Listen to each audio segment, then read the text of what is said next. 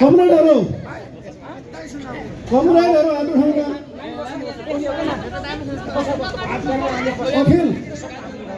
अखिल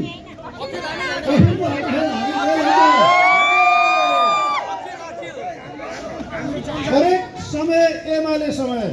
हो अनुशासित एमाले अनुशासित हो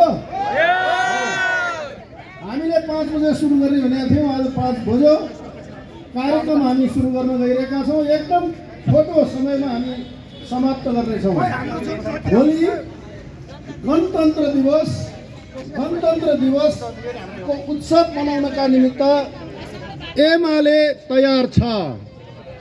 त्यो गणतन्त्र दिवसको झाँकीहरू व्यवस्थापन गर्नका निमित्त एमालेका सम्पूर्ण स्वयंसेवकहरू तयार छौं भोलि